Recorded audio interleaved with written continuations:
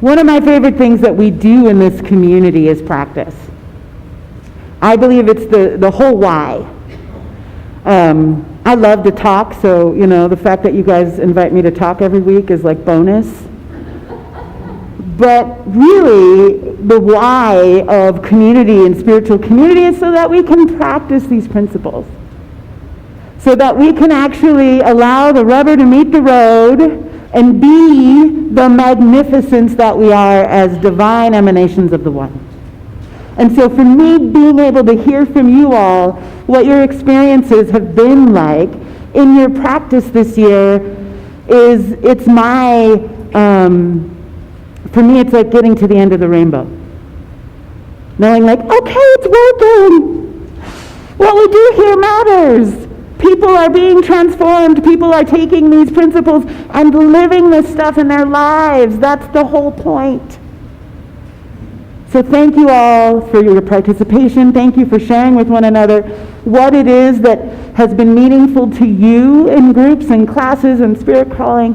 And thank you to every single person who has provided a word of comfort, a smile, a word of insight through spirit calling, and all the practitioners who do that every week. And for being together in this practice and recognizing that we get to rely upon each other for support in this walk. We get to inspire one another every time you share with each other. I was in prayer this morning, or I was in my meditation, and I got this aha. And then when you share that with another community member, they get the aha. When we are in deep struggle and dark moments in our lives, it is this community that we get to rely upon. And so I'm just wildly grateful that we are celebrating the Spirit as me step of our pathway today, because as Jeff shared with you, the purpose statement of the Centers for Spiritual Living, which is the larger movement we belong to, is to awaken humanity to its spiritual magnificence. But why would we do that? Anybody? Why bother awakening to your spiritual magnificence? Change the world. To what? Change the world. Change the world, hallelujah. Why else? Because we can. Because we can. Yes, I'm with you on that, Tanley. Why else? Nobody. Happiness. To transform ourselves. To transform ourselves. Because it feels good. Damn, it feels good. Yes. To be the radiant light of God that we are. Joanna. I'm just going yoo-hoo. Yoo-hoo, yes. Because I think it's important that we know why we're here. I think it's important to know that maybe I walked in today because I just need to feel better, which is entirely valid. But when we keep showing up, remind me of your first name? Annette. Annette.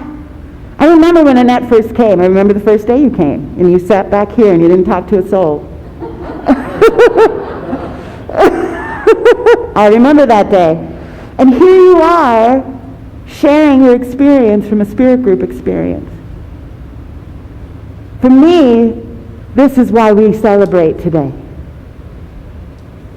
Because each one of us has the opportunity not to just come in and feel better, but that may be exactly where we need to start. But we each have an opportunity to intentionally walk a pathway of transformation. We each have an opportunity to consciously discover the magnificence that we are as the life of the One. That is what we are up to here. So this middle place of what I call our pathway of transformation, the Spirit as me place, this place where we come together in connection, this place where we come together in study, this place where we come together in developing our awareness and consciousness of the truth of who we are. It is the meat of what we do. It is the filling of the pie. It is the middle of the sandwich. It is, to my feeling, the most important part.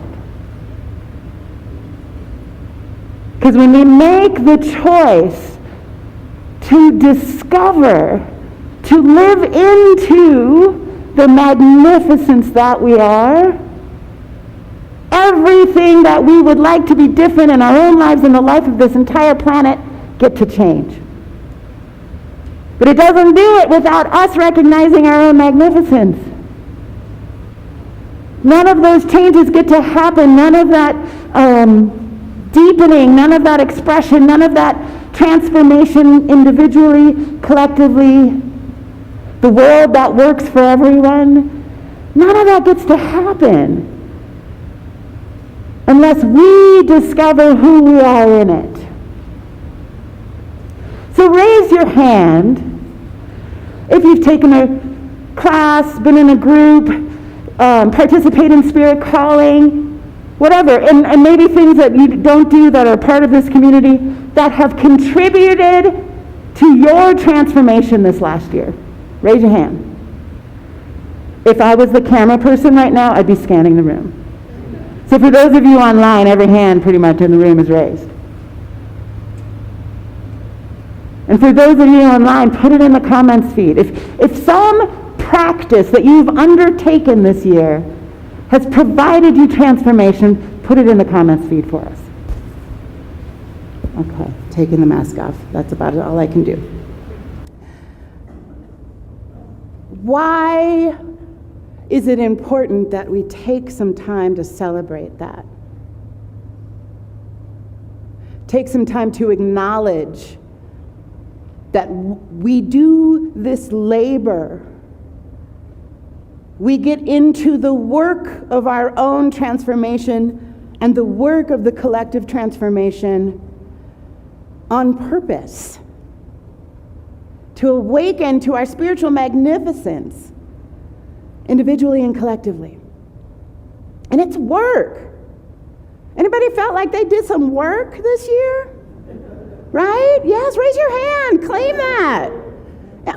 Those of you online, have you worked this year at your own transformation? Have you been challenged? What? Has the whole human race made you go, WTF? What is happening? Which then makes us have to go deeper into our practice.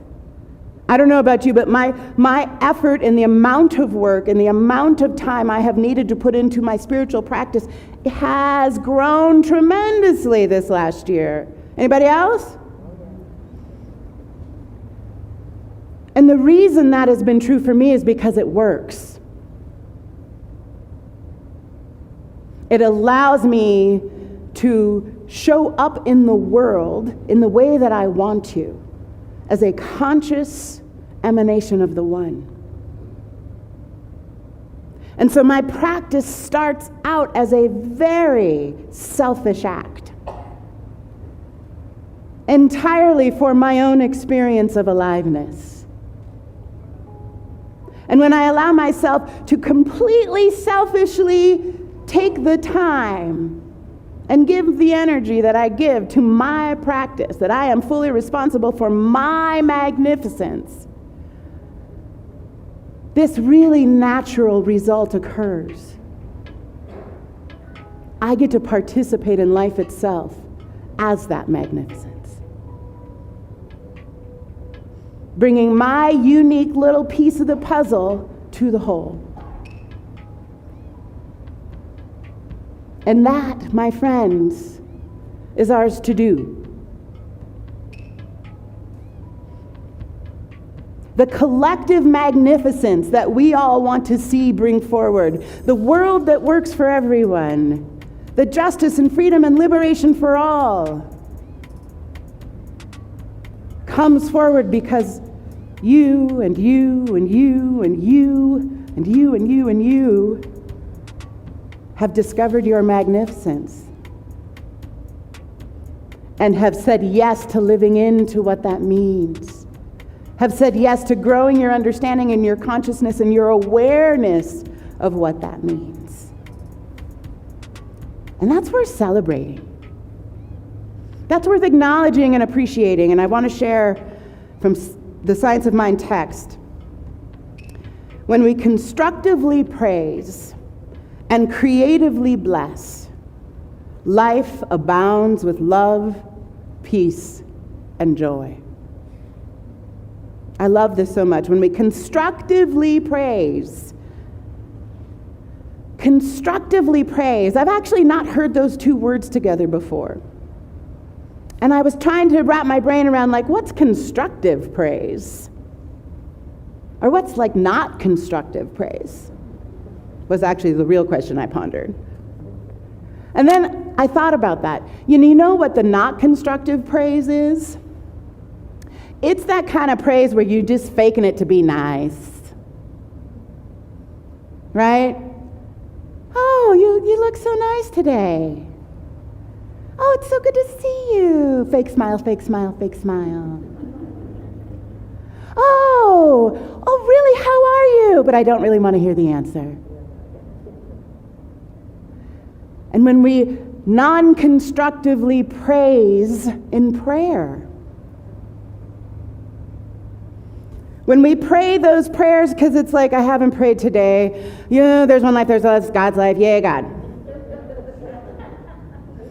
Those prayers at the dinner table. Bless all the food so we can eat. Right? You know those prayers I'm talking about. The non-constructive prayers. Because they will construct nada. Right? There's no juice. There's no energy behind it. So they can't actually construct, put together, build, create anything. But the constructive praise is actually what I think is behind affirmative prayer. That kind of prayer that builds something. The kind of praise that appreciates and acknowledges the aliveness of spirit itself. I want to read you the definition of appreciation, which is a verb. Everybody following me on that? Appreciation is a verb. It's a thing you do. Okay. Appreciate is to recognize the full worth of. I want you to take a moment right now and go back to the effort and the labor you've put in this year. The practice you've put in to staying connected to your magnificence. The practice you've put in to allow yourself to stay grounded and centered in the truth of who you are. Go back to the labor. Go back to the moments where you did it anyways, when you really didn't feel like it. Where you showed up to the group, where you signed up for the class even though you were like, ugh. Where you shared your artwork from that creative arts spirit group online and let the world see what you made. Go back to that moment right now and recognize the full worth of that effort. I want you to take a moment and connect the dots of your practice and your transformation. So close your eyes, humor me. I invite you online, do the same. And I want you to connect the dots between some practice you've been engaged in this year and how it has grown you.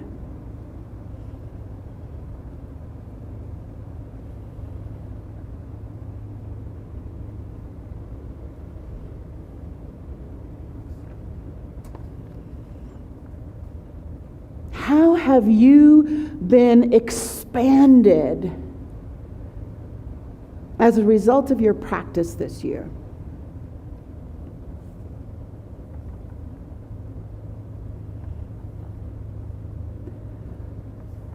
And for my online beloveds, I invite you to write that into the comments.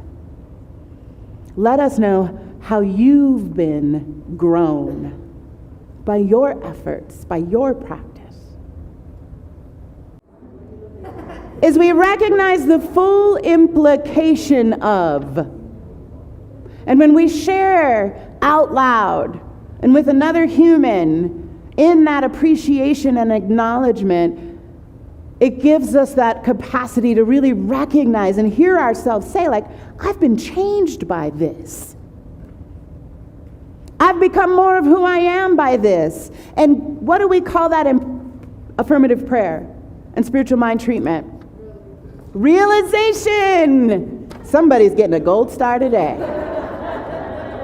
Realization. That third step of prayer. This is how we make it real, when we connect those dots, when we take the time to appreciate and acknowledge the practice. Science of Mind text went on to say, not only when we constructively praise, but when we creatively bless. I love this so much. Bringing those two words together, right? We talk a lot about blessings, we talk a lot about being a blessing. But what happens when we bring those two words together and we get creative about the blessing? Does anybody else get pumped about that? That pumps me so much. I'm like, what? We get to be creative in our blessings. That's very exciting to me. And then it got me thinking about, we're in this time of year, right, where we're in this Thanksgiving season. And we're talking a lot about, reading a lot about, getting ready to, be in this gratitude mode. Most of us are talking turkey, right? I see fist pumps. Yes. And then I got to thinking about all the ways different cultures celebrate. And those creative ways we get into the blessing. And when you think about it, think about all the different indigenous practices of celebration. Almost all of them include food. Think about your own heritage and the practices maybe that you've come from or continue in your life.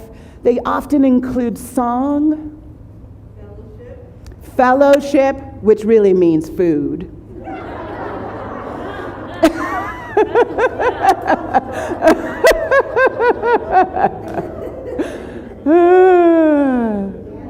Dance, fire, or I would say ritual or ceremony. Usually involved with that fire. Anybody else? Traditions. A repeating of a thing that has come from before. And the other piece that my favorite part is the costume. Every tradition, when they celebrate and honor, and every indigenous practice, every ancestral practice, they celebrate all the things.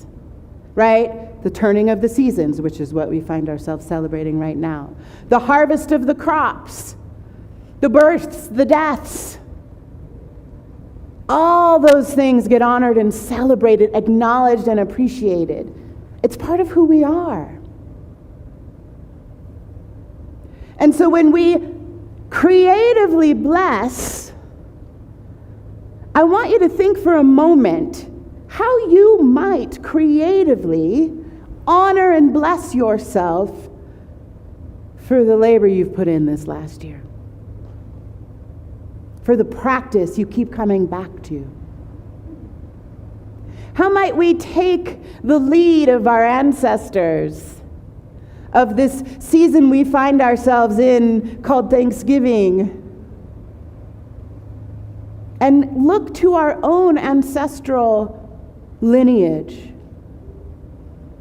And think about a way we could honor and celebrate ourselves and all we've done this past year, all the ways we've grown. This is your homework. This is your homework this week as we move into the Thanksgiving holidays. I want you to reach into your own ancestral lineage and history and find a way, a tradition, a practice, a celebration, a way that you can bring that into your own life and creatively bless yourself this year. No. So those of us with mixed heritage, we get to pick and choose. And lutefisk is not on the list.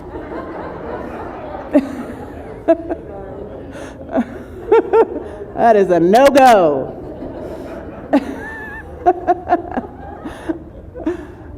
However, I want you to also take it a step further. I want you to acknowledge and celebrate yourself. Make real the growth and transformation you have undergone already this year. And then I want you to get creative about being a blessing to life. How can you take this celebration and this honoring and this recognition and realization of the truth of who you are out into life itself, allowing yourself to creatively be a blessing? Yes? Yes. All right, let's anchor this in prayer. Y'all said yes, so it already is so. Let us take this deeper into prayer as we acknowledge the one, that holy, blessed one who is creativity itself, who is living itself, expressing itself so perfectly and beautifully and uniquely as every living piece of life on this planet, including me, including you. And as I acknowledge and appreciate and celebrate this truth, I know that we each lean into the truth of who we are a little more. I know that we each say yes to coming back to our practice because we've recognized how transformative it is. And we each say yes to not only celebrating, affirming, acknowledging, and appreciating the transformation in our own lives, the way that our practice blesses us. But we also say yes, a holy, sacred yes, to taking that blessing into being, into that next right, loving action. And this, my loves, is my deepest gratitude. My deepest gratitude for this absolute flow of God, this flow of goodness through me, through you, through life itself. God expressing as me, as you, can only be good. So I just let it be and anchor this with me by saying, so it is.